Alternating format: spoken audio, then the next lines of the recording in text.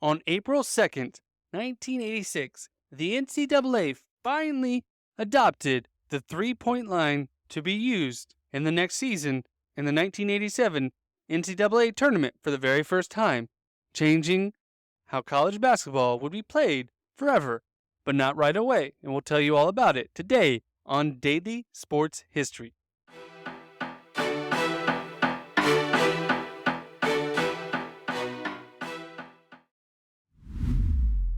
Welcome to Daily Sports History. I'm Ethan Reese, your guide to a rapid deep dive into sports history every day.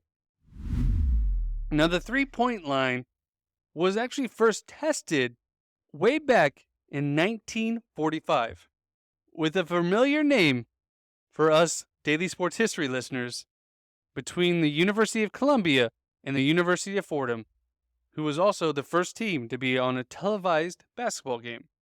And this line was a 21-foot three-point line. But they did not keep the rule and didn't get it tested again until 1958 when they put in a 23-foot line in a St. Francis University of Siena game, but again, just a one-time experiment. They tested it again in the 1961 season and 1962, just doing it here and there for certain games. But it wasn't until Abe Saperstein, the creator of the Harlem Globetrotters, who was part of the American Basketball League, was the first league to institute the rule permanently to help make games more exciting, especially at the end of games when it was very close. But sadly, the American Basketball League shut down and didn't become popular again until the American Basketball Association, known as the ABA, adopted the three-point line when they first started, who was giving the NBA a challenge as they were more focused on scoring and slam dunks and getting the crowd involved in the game. And the NBA adopted the three-point line in a one-year trial period in the 1979-80 season. But it wasn't the game changer as you might think, as in the 1980 NBA Finals, Julius Erving made the only three-pointer in the series. And there was even two games in the NBA Finals where no one even attempted a three-point shot. But during this time, the NCAA didn't give up on its experiment either, as different conferences were trying it during their conference play. And the Southern Conference was the first conference to adopt the rule, putting in a 22-foot line in their 1980-81 season. And other conferences followed suit, as the Atlantic Coast Conference put in a 17-foot 9-inch line, and the Big Sky Conference put in a 22-foot line. The NCAA experimented with multiple different sides, but it wasn't until 1986 when the NCAA adopted the three-point line for every NCAA basketball game, and they set it at 19 feet 9 inches. And they continued to experiment with the length of the size, sometimes moving it farther back, sometimes moving it farther forward. They couldn't find the exact right size. And this was nothing new. The NBA also experimented with where they wanted their three-point line as well, changing the different dimensions on the corners and the length. But in 2008, FIBA, who runs the World Basketball Championship, announced they would have theirs at 22 feet and 1 3/4 inches. And that is where the NCAA put their three-point line as well. To match this, now like I mentioned earlier, with the NBA Finals, it wasn't quickly adopted, as when they first added it, it was usually about 1 to 3 three-pointers taken in a single game, and the percentages of the shot being made was under 30%.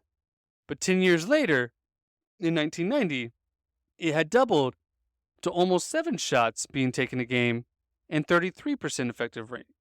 But these days, the attempts are closer to the 30s, with over 35% being made today. And shortly after the NCAA made theirs permanent, made the three-pointer permanent, high school followed suit.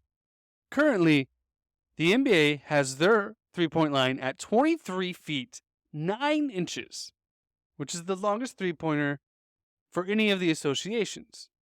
But FIBA, NAIA, NCAA, and WNBA have their three-point line at 22 feet 1 3/4 inch, whereas high school has theirs at 19 feet 9 inches.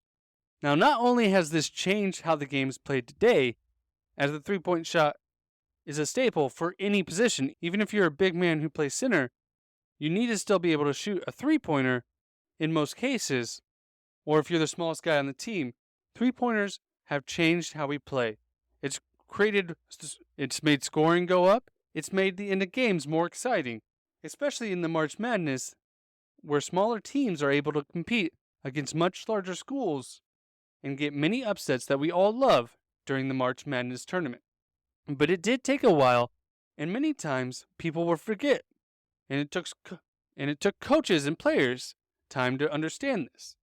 Now, there have been attempts to add a 4-point line, and the Harlem Globetrotters actually do this for their games, adding their 4-point line is 30 feet away, and even the upstart Big 3 League has a 4-point field goal, which is a circle located 30 feet away from the basket. But this hasn't made its way to the NBA. But if they did, it eventually would become the staple that the three-point line has become today. Thank you for joining us today on Daily Sports History. If you have a topic that you would love for us to dive into, please let us know. Send us an email, dailysportshistory@gmail.com. We'd love to hear from you. Or if you want to tell us how much you're enjoying the show or anything like that, we'd love to hear from you. That really makes my day to see how much you guys are enjoying the show or to have your input. Trust me. It means the world to me. And come back tomorrow for more Daily Sports History.